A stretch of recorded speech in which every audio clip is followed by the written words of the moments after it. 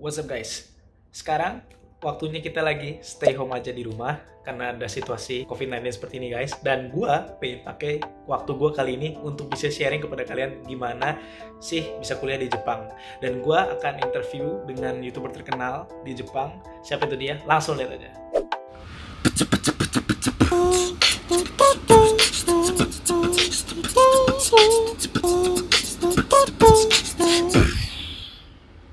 So, halo guys, gue sedang bareng Zafira Akila atau dipanggil Za, ya kan? Halo. Dan sekarang gue bakal interview dia. Di tengah situasi ini, gue pengen memanfaatkan waktu untuk bisa membagikan informasi seputar perkuliahan guys. Oke, so kita masuk pertanyaan pertama, Za. By the way, lu tuh di Jepang kan? Pertanyaan gue adalah, perkenalin diri lu dong, kayak lu tuh dari kuliah. Gue tahu lu dari Universitas Osaka University. Jurusan lu apa? Terus gimana caranya lu sekarang bisa ada di Jepang gitu? Oke. Halo teman-teman, nama gue Zafira. Gue sekarang tingkat 3 di Osaka University. Gue ngambil jurusan Human Sciences. Dan gue sekarang bisa ada di Jepang karena dulu ketika gue SMA gue daftar di beberapa universitas karena memang dari kecil ke Jepang. Lalu gue jalani semua saran dan gue ada di sini. Dan gue targetnya doain ya. Yeay. Jadi lu sekarang udah tahun keberapa ya? Tahun ketiga. Tahun ketiga ya? Berarti sama kayak gue. Oke. Karena berarti kita sama dong ya harusnya. Gue berangkat ke Jepang. 2000 berapa? 2017. 2000 sama. Gue juga 2017. Seumuran berarti ya kita. Kita seumuran berarti. Kita aja nggak tahu satu sama lain gini nih. Iya. Padahal gue tahu Za itu dari gue salah satu yang nonton, bisa dibilang penggemarnya Za. Terus gue akhirnya lihat Za tentang video-video di Jepang kan. Terus kayak gue penasaran guys, gimana sih cara bisa kuliah di Jepang? Karena gue dulu juga pengen kuliah di Jepang, tapi tidak tersampaikan. Belum. Terus gue tahu Osaka University itu guys salah satu universitas imperial. Itu adalah yang the bestnya lah guys kalau di Jepang. So apa sih itu Imperial University, Za? Oke, buat simpelnya nih kalau misalnya kita mau supaya paham dengan bahasa di sini gitu ya. Imperial University itu tuh sama kayak kalau misalnya kita bahas sekolah PTN. Kan PTN top 10 di Indonesia kalian tahu sendiri tuh apa aja. Nah, biasanya Imperial University itu seperti itu kalau di Jepang. Jadi, kebanyakan orang Jepang di sini kalau misalnya pengen daftar kuliah itu targetin ke Imperial University dulu. Nah, Imperial University ini adalah salah satu universitas yang udah lama banget ada di Jepang dari sejak zaman Jepang tuh menjajah negara-negara lain gitu. Namanya juga Imperial kan. Jadi contohnya adalah Tokyo University itu yang the best of the best lah ya. Terus Osaka, terus Nagoya, Tsukuba, banyak lah pokoknya. Okay. Nah, itu Imperial University kalau nggak salah adalah 10 atau 8, gue harus cek lagi. Nah, itulah target top buat anak-anak SMA di sini untuk daftar. Berarti lu yang topnya lah. Dia topnya guys, topnya Jepang guys. Buat yang nggak tahu, gue ketolak NUS loh teman. Gue daftar NUS juga. Berarti dulu kita sempet saingan ya. Gue yang sempet, gue enggak. Tapi Osaka University bagus guys. Bukan hanya bagus lagi, itu justru guys, karena gue banyak punya temen orang Jepang kan guys. Di NUS, mereka anak exchange. Dan mereka tuh cerita, karena orang Jepang tuh biasanya kalau misalnya dia nggak keterima, mereka nyoba lagi tahun depan. Gitu kan salah kabarnya kan. Nah, jadi misalnya banyak yang apply tuh Osaka, Tokyo, Kyoto, Kyushu. Itu kalau mereka nggak keterima di Imperial, mereka coba lagi guys. Mereka nggak pantang menyerah. Cuma Za ini sekali nyoba dapet dia. Wow. So, jadi jurusan lu tuh tadi apa ya? Human Science. Human Science. So, kita masuk pertanyaan pertama kan. Tadi kan pertanyaannya adalah gimana caranya tuh lu bisa kuliah di Osaka University, terutama Human Science. Kayak apa aja sih yang lu perlu persiapkan gitu? Jadi untuk semua persiapannya menurut gue mirip sih sama persiapan kalau lo pengen daftar di NUS ya. Yeah. Jadi waktu itu yang paling pertama harus gue kejar ketika gue kelas 12 adalah SAT sama IELTS. Iya. Itu dua. IELTS buat kalian yang nggak familiar adalah tes bahasa Inggris, bisa IELTS atau TOEFL. Terus SAT itu Standardized Scholastic Ability Test kalau nggak salah ya. Oh, gue juga nggak hafal sih. Kalau mau mudahnya UN-nya yang diambil sama anak-anak di US lah. Jadi kalau misalnya kalian punya nilai SAT, itu kalian bisa daftar di banyak sekolah di US. Bahkan kalian bisa nyoba IVs juga. Dan sekolah-sekolah Harvard, sorry. IB itu Harvard kan? Kayak Harvard, Yale, Stanford, yeah. Iya kalau. Pokoknya itulah yang beken-beken di US itulah ya. Benar. Nah, jadi lu di lab school itu udah bisa tes SAT gitu atau gimana? Jadi waktu itu gue untuk ini semua gue belajarnya pribadi karena sekolah gue nggak menyediakan, nggak memfasilitasi. Jadi gue harus ngejar sendiri dan gue pun waktu itu tesnya di JIS, Jakarta International School. Yes, Intercultural School. Intercultural School. Sorry. So, jadi abis itu lu inisiatif sendiri lah ya. Masuk Osaka University itu persiapin SAT kan. Abis SAT ada lagi nggak, Za? IELTS. Nah terus habis itu SI.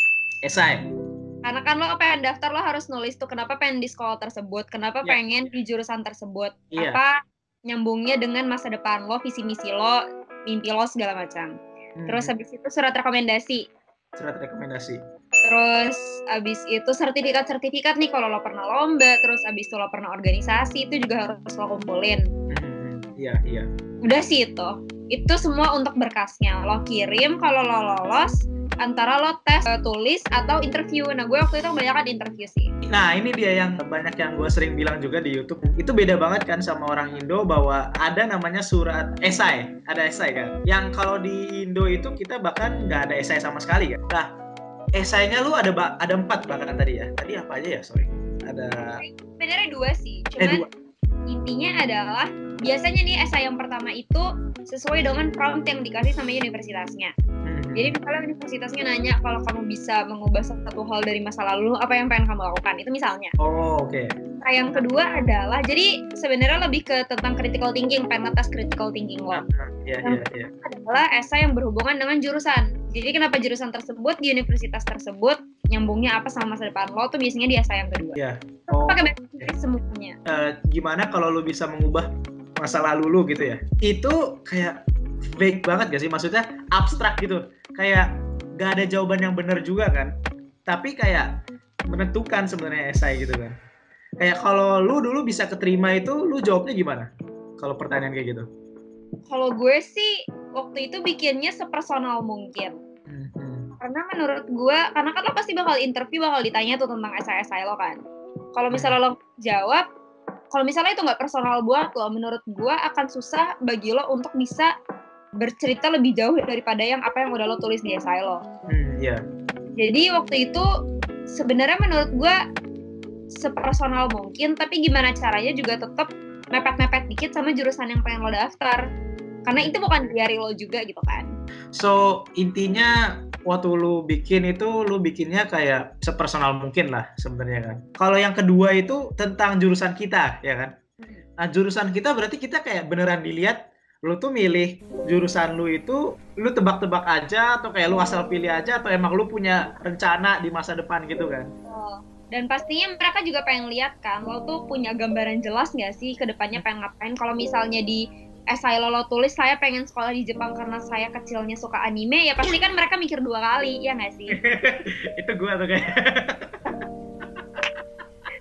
Nah ini tips buat semua orang gitu. Oke, boleh lo ke gini. Kalau misalnya lo daftar jurusan culture gitu, atau lo jurusan menggambar kayak seni gitu kan, itu mungkin masih ada nyambungnya dikit gitu. Tapi kalau misalnya lo daftar jurusan fisika, tapi gak ada hubungannya sama, tapi lo bilangnya karena saya dulu kecil suka nonton One Piece, kan gak cocok, gak nyambung gitu. Baru lu nonton anime gak? Nonton One Piece yang terakhir ini. Yang kemarin lu udah baca belum yang minggu ini update? Yang minggu ini update itu gue nonton animenya. Gak tunggu. Tadi pagi temen gue baru nonton. Dia itu. Gue baca. Waduh, gue juga baca. Tapi gue belum baca yang sekarang. Harus, gila itu keren banget yang sekarang. Ketahuan nih berarti saya ini suka anime banget. Cuman yang dulu doang, yang sekarang gue udah gak ngikutin. Yang sekarang udah gak ngikutin ya? Enggak. Lu udah gak ngikutin Infinite Dendrogram? Gak tahu. Oke, sayang sekali guys. Tapi emang One Piece bagus guys. Ya memang banyak orang tuh yang kuliah di Jepang tuh rata-rata banyak terinspirasi dari anime sih. Termasuk gua guys. Dulu tuh ya, gua tuh kepikir kalau gua bisa kuliah di Jepang, itu gua udah kayak bangun pagi tiap hari makan ramen. Enggak, malam makan ramen, pagi makan Matsuya atau Yoshinoya, terus siangnya gua makan sushi. Tiap hari. Oke, anyway, kita udah jauh banget. Jadi kan tadi ada esai, abis itu ada lagi surat rekomendasi ya kan. Surat rekomendasi ini lu tinggal minta ke guru aja sebenarnya kan. Iya, tapi kan biasanya sesuai dengan jurusan tuh. Kalau misalnya lo daftar jurusan bisnis gitu, ya lo cari guru ekonomi lo. Kalau misalnya lo daftar jurusan engineering, ya lo cari guru fisika lo misalnya. Jadi sesuai ditulis juga sih spesifiknya harus dari guru siapa gitu. Jadi harus ada. Terus kalau guru pilihan yang kita misalnya harus guru yang benar-benar berhubungan dengan jurusan kita sebenarnya kan? Atau nggak perlu? Biasanya sih gitu, harus berhubungan dengan jurusan kita. Terus habis itu rekomendasi pun harus menggunakan bahasa Inggris. Jadi kebanyakan dulu pengalaman gue adalah kan guru gue skill bahasa Inggrisnya it passable gitu, tapi mungkin nggak sampai bisa menulis surat rekomendasi. Jadi waktu itu banyak dituntun sih, dan emang harus banyak effort dari kita juga untuk ngeluarin, untuk inisiatif gitu, untuk membantu banyak di mereka. I see. Surat rekomendasi itu, kalau gua dulu ada surat rekomendasi, tapi dalam bentuk nilai sih, karena dulu kan kita kan sebelum UN pendaftarannya, jadi kayak gak ada nilai UN. Jadi kalau surat rekomendasi lu gimana kalau buat Jepang? Kalau gua nilai, dalam bentuk nilai. Esai. Jadi Zafira adalah anak yang bla bla bla bla bla, rajin menabung bla bla bla bla. Terus ya nggak gitu juga kan. So surat rekomendasi penting lah ya. Berarti harus punya guru yang benar-benar baik lah. Ya kita harus baik ke guru. Nah itu yang selalu gue bilang ke adik kelas gue, bahwa pada akhirnya nih yang nulis nilai lo di rapot tuh guru lo. Jadi kita tuh bener-bener nggak bisa kurang ajar sama mereka, ya nggak sih? Makanya gue dulu pas SMA suka kaget banget ketika ada teman-teman gue yang suka barbar, terus gue kayak wah bisa ya gitu. Dalam hati wah keren banget gitu.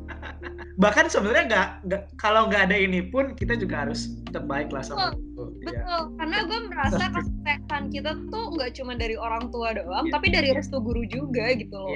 Iya. Karena mereka juga yang ngajarin kita kan, dan tanpa mereka kita juga nggak akan ada di sini. Untuk guru udah lewat. Berarti ya tadi guys, surat rekomendasi, kita rajin menabung, rajin belajar, baru kita habis surat rekomendasi. Sertifikat lomba aja atau sertifikat ya misalnya lomba panjat pinang gitu kan.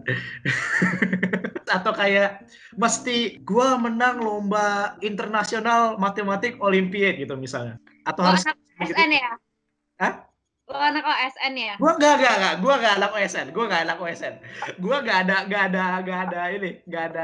olimpiade enggak ada. Wah, kalau misalnya waktu itu gue kumpulin itu, tentunya yang relevan dong. Gue juga ada tangkap belut, tapi yang gak gue masukin gitu kan. Jadi waktu itu gue coba gimana caranya ada sertifikat dari tiap level, internasional ada, provinsi ada, kota, nasional. Kalau ada ya, kalau nggak ada ya udah apa yang lo submit.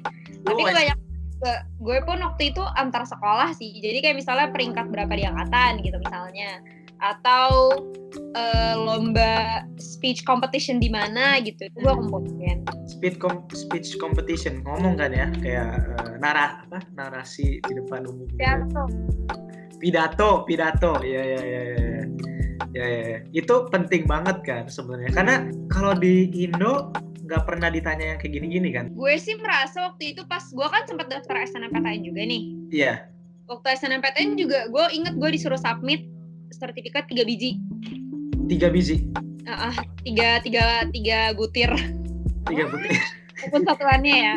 3 sertifikat. Waktu itu yang gue submit itu OSIS misalnya nih, kalau misalnya lo ada pengalaman organisasi, itu menurut gue bagus di submit. Iya. Terus lomba, terus ya accomplishment lainnya lah. Lomba sama accomplishment. Jadi kayak pengalaman organisasi, mungkin volunteer juga kalau ada ya.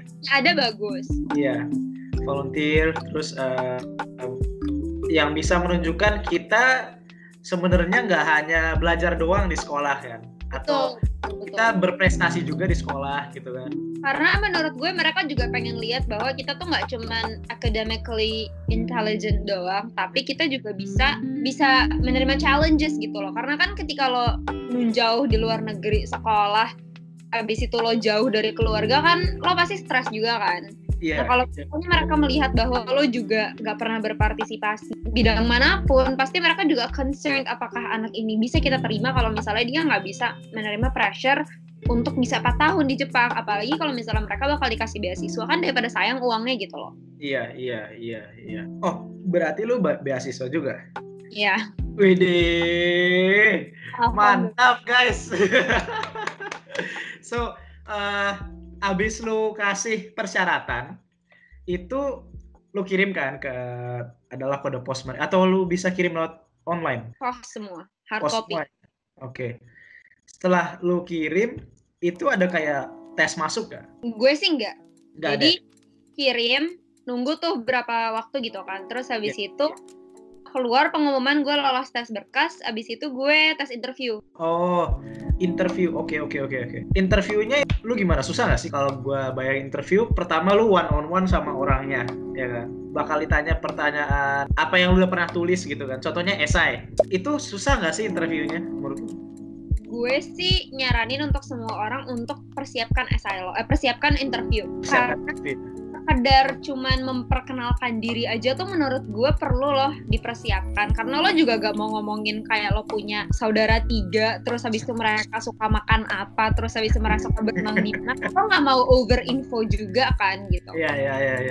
Jadi gimana caranya lo tuh bisa menjelaskan tentang diri lo sendiri secara concise, tapi informasi yang lo katakan pun penting gitu, apa yang mereka perlu tahu. Iya. Di planning dulu. Secara concise, berarti lu juga sebenarnya nggak perlu banyak ngomong juga, tapi yang penting apapun yang ditanya sama dia, lu jawab dengan baik, dengan jujur. Ya. Tapi interview tuh nggak pernah diajarin di Indo kan? Nggak pernah. Waktu itu gue gini sih, sebelum gue interview gue banyak cari tips di YouTube, kayak baju apa yang harus gue pakai, terus background terus habis itu cara jawab yang baik gimana. Terus menurut gue hal-hal yang bisa lo temukan di internet juga banyak loh, kayak misalnya jangan lupa lihat kamera. Itu juga kan orang misalnya suka ngelihat dirinya sendiri, jadi misalnya nggak bisa ngelihat kameranya gitu. Terus habis itu, atau misalnya dia matanya suka kemana-mana terus nggak fokus, kan yang kayak gitu juga kita harus di-setting dulu, ya nggak sih? Nggak kemana gitu. Oke. Oh, jadi lu interviewnya nggak langsung sama orangnya ya? Nggak, Skype. Interviewnya tuh bareng komputer? Iya, online. Oke. Skype kayak gini lah ya sebenarnya, kayak lu sama gue lagi. Skype banget kayak gini banget. Oke, jadi kayak gini lah ya guys. Dan mata kita nggak boleh kemana-mana gitu. Terus kayak lu diajarin, gue denger lu diajarin interview sama guru kan. Itu kalau boleh tahu lu ada lah tips gimana caranya, apa yang lu perlu lakukan pas interview gitu, kayak pas perkenalan diri pasti orang pertama ada grogi gitu kan. Kalau misalnya dia grogi bisa jadi salah ngomong gitu, gitu. Nah, jadi dari interview itu aspek apa yang mereka bisa lihat sehingga lu tuh diterima gitu? Sebenarnya apa sih aspeknya? Gue juga nggak bisa bilang for sure ya, karena gue juga hanya seorang mahasiswa gitu.